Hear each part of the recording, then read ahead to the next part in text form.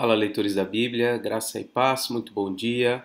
Vamos à nossa leitura de hoje. Vamos ler Deuteronômio 11 e 12, o Salmo 83 e João 15, tá bom? Vamos orar? Senhor nosso Deus, nos ajuda nessa leitura de hoje, fala ao nosso coração, instrui a nossa mente, que a nossa vida, ó Deus, seja conformada a cada dia à Tua vontade, ao Teu querer para a nossa vida, Senhor. Abençoa-nos. Pedimos em nome de Cristo Jesus. Amém. Deuteronômio 11. Amem o Senhor, o Deus de vocês, e sempre guardem os seus preceitos, os seus estatutos e os seus juízos e os seus mandamentos. Considerem hoje, e não me dirijo aos filhos de vocês, que não conheceram nem viram a disciplina do Senhor seu Deus. Sim, considerem a grandeza do Senhor, a sua mão poderosa e o seu braço estendido. Considerem também os sinais e as obras que ele fez no meio do Egito contra Faraó, rei do Egito, e contra toda a sua terra. Também o que ele fez com o exército do Egito, com os seus cavalos e os seus carros de guerra, fazendo passar sobre eles as águas do Mar Vermelho, quando estavam perseguindo vocês, e como o Senhor os destruiu até o dia de hoje. Considerem o que ele fez no deserto, até que vocês chegassem a este lugar, e ainda o que ele fez com Datã e Abirão, filhos de Eliabe, filho de Ruben, como a terra abriu a boca e os engoliu, junto com as famílias deles, as tendas e tudo que os seguia no meio de todo Israel, porque vocês viram com seus próprios olhos todas as grandes obras que o Senhor fez. Então, considerem a grandeza de Deus. Portanto, guardem todos os mandamentos que hoje lhes ordeno, para que vocês sejam fortes, entrem e tomem posse da terra, para onde estão indo, e para que se prolonguem os seus dias na terra que o Senhor, sob juramento, prometeu dar aos pais de vocês e à descendência deles, terra que emana leite e mel. Porque a terra da qual vocês tomaram posse não é como a terra do Egito, de onde vocês saíram, em que semeavam as suas sementes e depois tinham de regar com o pé, como se a plantação fosse uma horta. Mas a terra da qual vocês tomaram posse é terra de montes e de vales, que bebe a água da chuva dos céus. É terra da qual o Senhor seu Deus cuida. Os olhos do Senhor Deus de vocês estão sobre ela continuamente, desde o princípio até o fim do ano. Olha que interessante. Ele está dizendo, olha, lá no Egito vocês tinham que ficar regando. Nessa terra, não. Deus é quem cuida dessa terra. Tem chuva sempre e Deus está continuamente cuidando da terra do início até o final do ano. Se vocês de fato obedecerem aos meus mandamentos, que hoje lhes ordeno, de amar o Senhor seu Deus e de o servir de todo o coração e de toda a alma, então no devido tempo darei as chuvas que a terra de vocês precisa, tanto as primeiras como as últimas, para que vocês recolham o seu cereal, o vinho e o azeite. Nos campos darei pasto ao gado e vocês comerão e se fartarão. Tenham cuidado para que não aconteça que o coração de vocês se engane e vocês se desviem, sirvam outros deuses e se prostrem diante deles. Se isso acontecer, a ira do Senhor se acenderá contra vocês. Ele fechará o céu para que não chova, a terra não dará sua colheita e em pouco tempo vocês serão eliminados da boa terra que o Senhor lhes dá. Então veja que essa bênção do cuidado de Deus com a terra dependia do modo como eles iriam se comportar. Né? Então eles deveriam se manter obedientes ao Senhor para que as bênçãos do Senhor pudessem vir sobre eles. Tá? Por conta disso e de outras coisas mais que a gente vai ler, muitos acreditam que essa é uma aliança de obras. Olham para o Antigo Testamento como se ele todo fosse um conjunto de leis, um tempo em que Deus exigia a obediência para a salvação dos homens, né? Como se o Antigo Testamento fosse o tempo da lei, das obras, e agora, no Novo Testamento, somos salvos pela graça.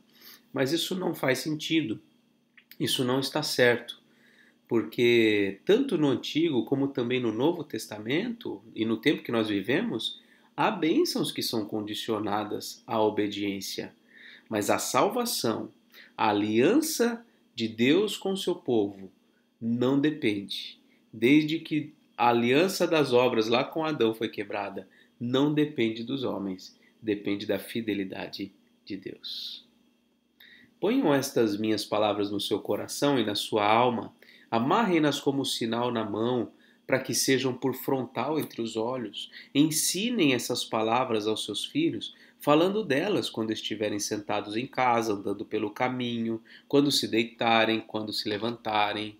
Devem escrevê-las nos umbrais de sua casa, nas suas portas, para que se multipliquem os seus dias e os dias de seus filhos na terra que o Senhor, sob juramento, prometeu dar aos pais de vocês, e para que esses dias sejam tão numerosos como os dias do céu acima da terra. Então, novamente, ele está falando: olha, cuidem para que essas palavras estejam no coração de vocês e façam o possível para que os seus filhos sejam orientados, sejam guiados por essas palavras, pelo ensinamento do Senhor, porque isso vai ser bênção para eles. Porque se vocês de fato guardarem todos estes mandamentos que lhes ordeno, amando o Senhor, o Deus de vocês, andando em todos os seus caminhos e sendo fiéis a Ele, o Senhor expulsará todas estas nações e vocês tomarão posse de nações maiores e mais poderosas do que vocês.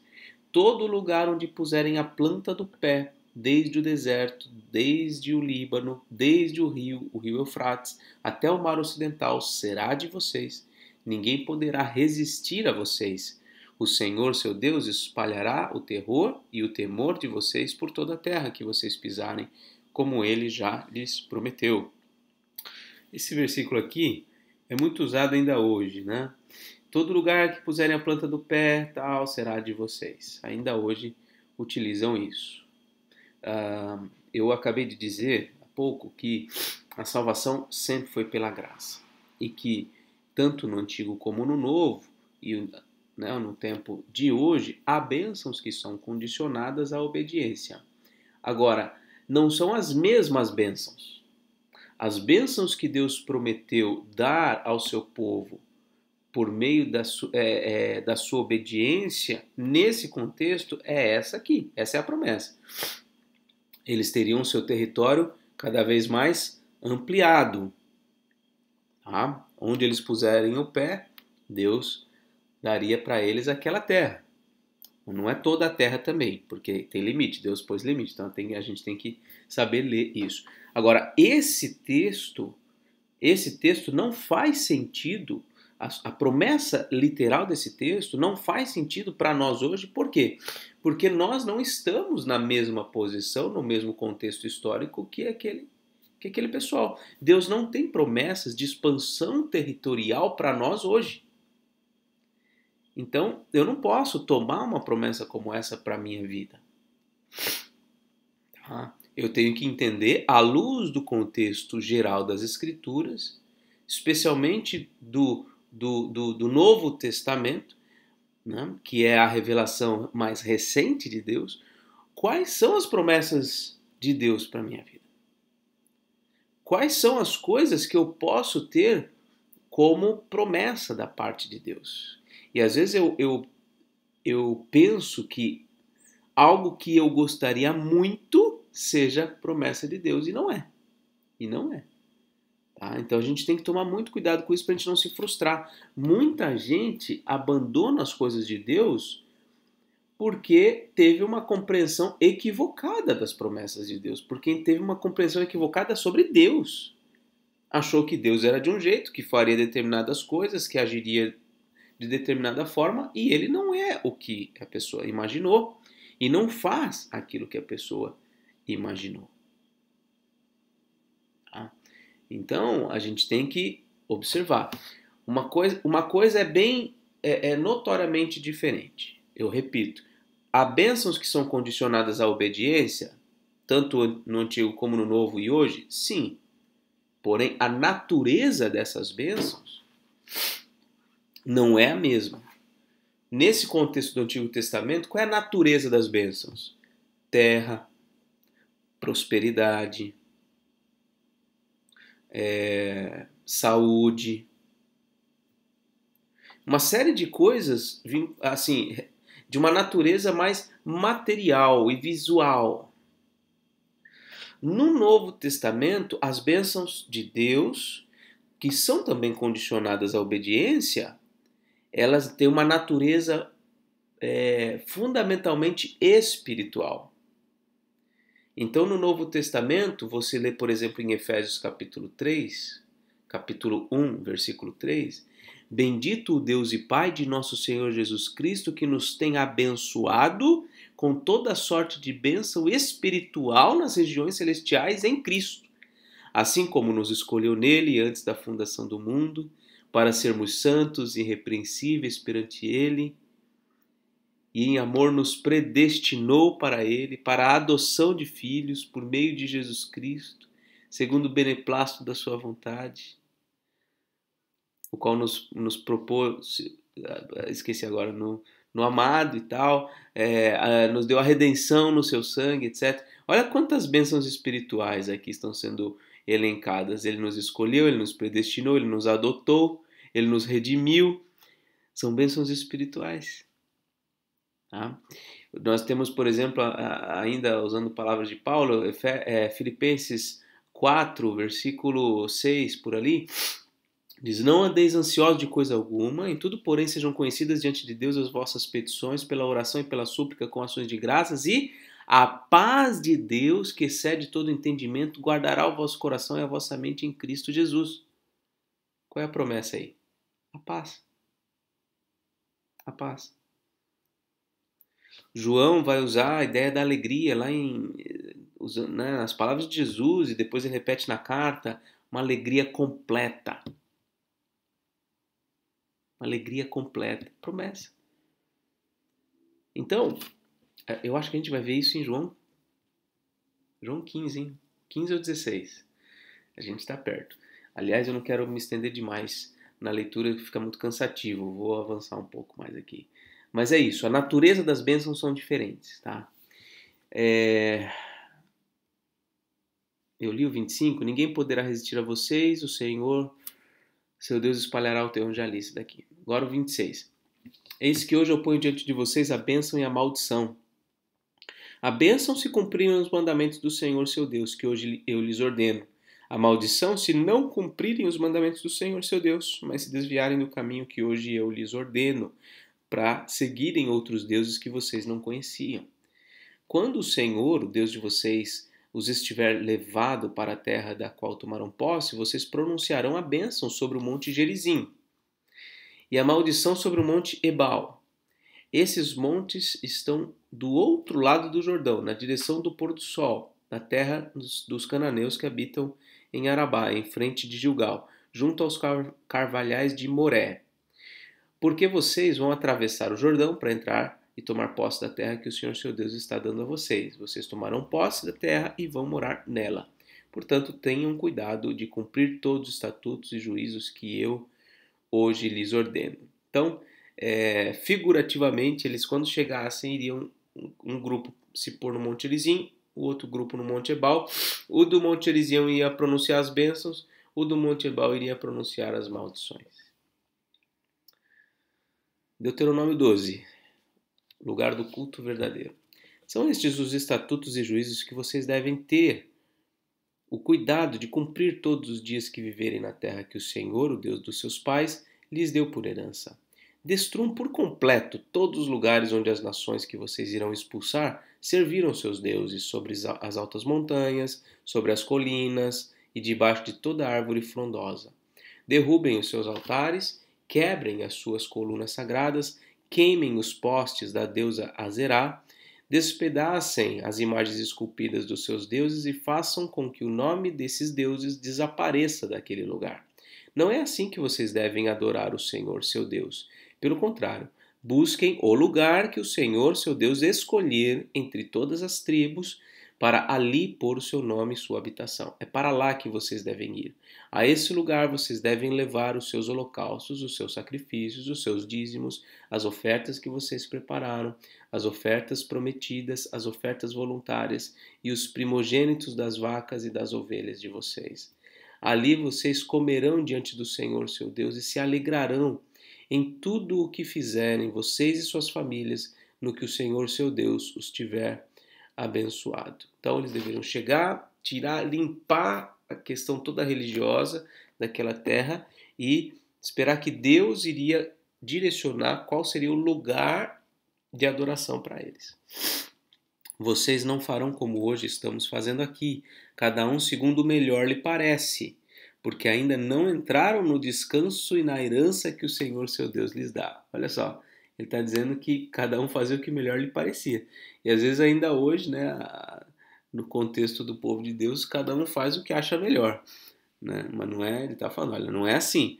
Isso é um tempo provisório. Deus vai conduzir direitinho como as coisas devem ser.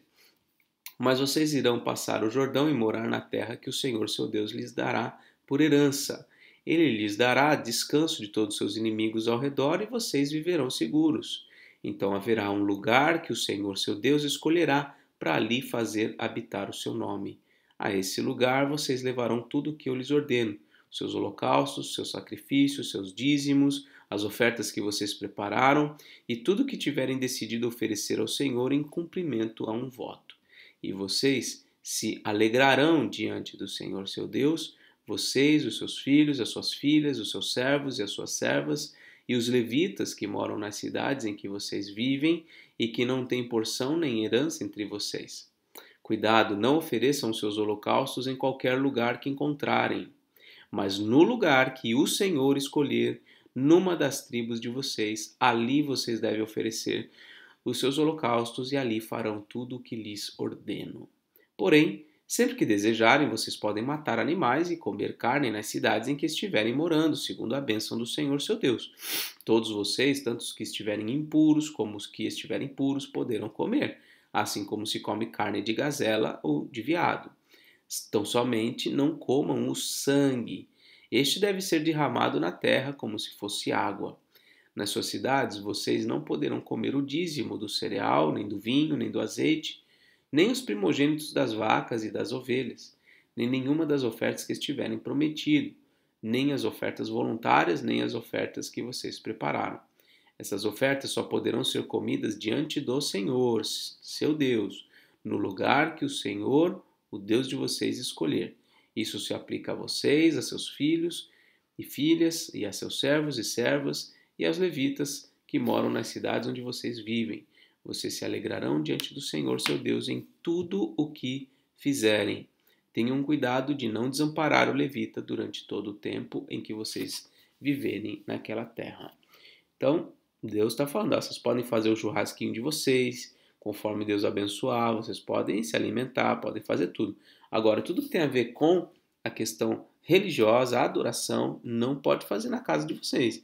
Tem que ir lá no lugar onde Deus escolher. O dízimo do cereal, o dízimo de tudo, o dízimo daquilo, as ofertas voluntárias, não sei o que e tal. Tudo isso tem que ser levado para lá. Quando o Senhor seu Deus ampliar o território de vocês, como lhes prometeu, e vocês disserem: queremos comer carne, porque este é o seu desejo, vocês poderão comer carne segundo o seu desejo.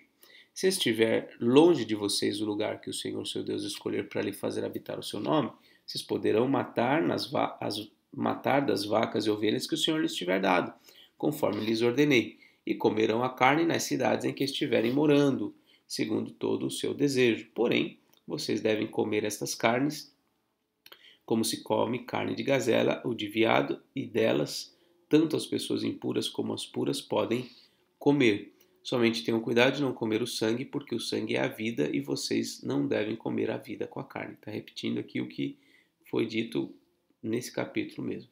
Não comam o sangue, este deve ser derramado na terra como se fosse água.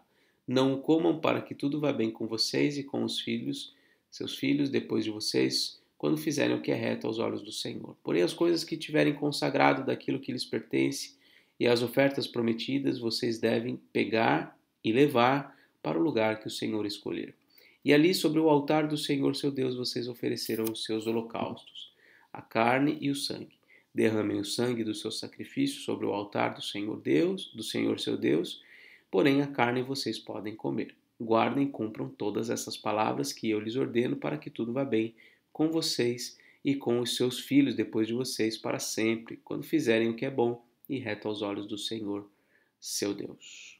Quando o Senhor, seu Deus, eliminar de diante de vocês todas as nações que moram na terra em que vocês vão entrar, para dela tomar posse, e vocês desalojarem essas nações para habitar na terra delas, cuidem para que vocês não caiam na cilada de imitar essas nações, depois que elas foram eliminadas diante de vocês. Não procurem saber a respeito dos deuses dessas nações, dizendo, assim como essas nações serviram os seus deuses, também nós queremos fazer. Não é assim que vocês devem adorar o Senhor seu Deus, porque eles adoram os seus deuses, fazendo tudo o que é abominável ao Senhor e que ele odeia. Até seus filhos e suas filhas eles queimaram aos seus deuses. Tudo o que eu lhes ordeno vocês devem observar, não acrescentem nem diminuam nada. Então, repetição atrás de repetição, ênfase atrás de ênfase, e para alertar o povo, e mesmo assim o povo vai incorrer em muitos pecados. Salmo 83. Cântico, salmo de Asaf. Ó Deus, não te cales, não te emudeças, nem fiques inativo, ó Deus. Os teus inimigos se alvoroçam e os que te odeiam levantam a cabeça. Tramam astutamente contra o teu povo e conspiram contra os teus protegidos. Eles dizem, venham, vamos riscá-los da lista dos povos, e que ninguém mais se lembre do nome de Israel, pois tramam de comum acordo e firmam aliança contra ti. São as tendas de Edom e os ismaelitas, Moabe e os agarenos, Gebal, Amon e Amaleque, a Filístia com os habitantes de Tiro. Também a Assíria se alia com eles e se constitui em braço forte aos filhos de Ló. Olha só, tudo parente, né? Os filhos de Ló, Amon e Moabe, Edom, que são os filhos de Esaú, Ismaelitas, que são os filhos de Ismael, um monte de parente aí, ó. Faze com eles como fizeste com Midian, como fizeste com Sísera e com Jabim no ribeiro de Quizon. Eles foram destruídos em Endor e se tornaram adubo para a terra. Sejam os seus nobres como Oreb, como Zeeb, e os seus príncipes como Zeba e como Salmuna, que disseram, vamos nos apoderar das habitações de Deus. Está falando aqui de gente que teve a mesma postura, arrogante, e o que foi feito com eles, né? Deus meu, faze-os como folhas impelidas por um redemoinho, como a palha que o vento leva, como fogo devora um bosque, as chamas incendeiam os montes, assim persegue-os com a tua tempestade e amedronta-os com o teu vendaval. Cobre o rosto deles de vergonha para que busquem o teu nome, Senhor. Sejam envergonhados e confundidos para sempre, que pereçam em completa desgraça. Então reconhecerão que só tu, cujo nome é Senhor, és o Altíssimo sobre toda a terra. João 15. Eu sou a videira verdadeira, e o meu Pai é o que cuida da vinha. Todo ramo que estando em mim não der fruto, ele o corta, e todo o que dá fruto ele limpa, para que produza mais fruto ainda. Vocês já estão limpos por causa da palavra que lhes tenho falado. Permaneçam em mim, e eu permanecerei em vocês. Como o ramo não pode produzir fruto de si mesmo, se não permanecer na videira, assim vocês não podem dar fruto se não permanecerem em mim. Eu sou a videira, vocês são os ramos. Quem permanece em mim e eu nele, esse dá muito fruto, porque sem mim vocês não podem fazer nada. Se alguém não permanecer em mim, será lançado fora, a semelhança do ramo, e secará. E o apanham, lançam no fogo e o queimam. Se permanecerem em mim e as minhas palavras permanecerem em vocês, pedirão o que quiserem e lhes será feito. Olha de novo aquela questão da oração, né? Se permanecerem em mim, se as minhas palavras permanecerem em vocês, vocês vão pedir o que vocês quiserem e lhes será feito. Agora, o que irão querer aqueles que permanecem em Cristo e que permanecem nas palavras dele? Certamente irão querer aquilo que está alinhado com a vontade de Deus. Nisso é glorificado o meu Pai, que vocês deem muito fruto e assim se tornarão meus discípulos. Como o Pai me amou, também eu amei vocês. Permaneçam no meu amor. Se vocês guardam os meus mandamentos, permanecerão no meu amor, assim como também eu tenho guardado os mandamentos de meu Pai e no seu amor permaneço. Tenho-lhes dito essas coisas para que a minha alegria esteja com vocês e a minha alegria seja completa. Olha aqui, eu falei da alegria hoje, né? Olha só, várias promessas aqui do Novo Testamento. Ó, eu sou a videira, vocês são os ramos. Quem permanece em mim, esse dá muito fruto. Cadê aqui, ó? Olha lá, quem permanece em mim dá muito fruto, é uma promessa espiritual.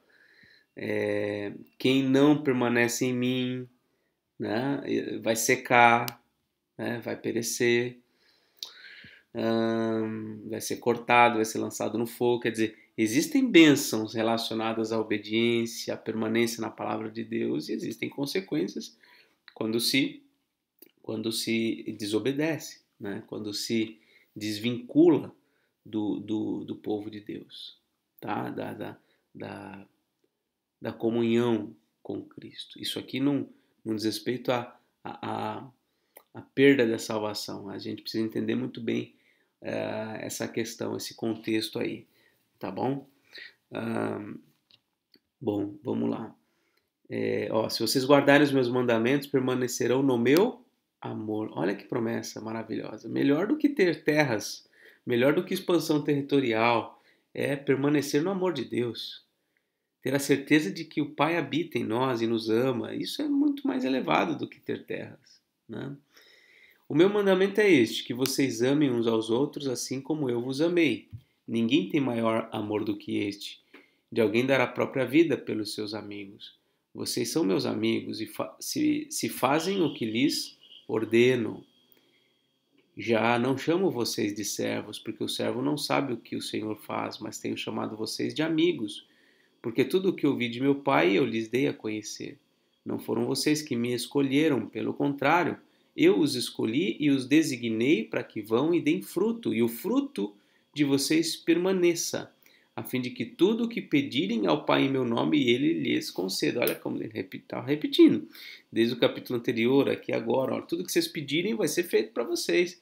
Mas não é qualquer pedido, e não é qualquer pessoa que pode pedir, e vai ter seu pedido realizado, né? Ele está aqui restringindo muito esse grupo, o grupo daqueles que permanecem nele, que obedecem a ele, que amam aos seus irmãos, amam uns aos outros, né? Então é um grupo muito restrito que tem essa comunhão bem íntima, que produz frutos e que pode pedir o que quer.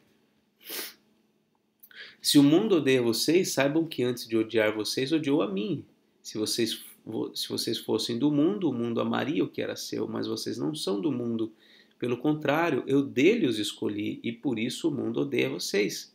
Lembrem-se da palavra que eu disse a vocês.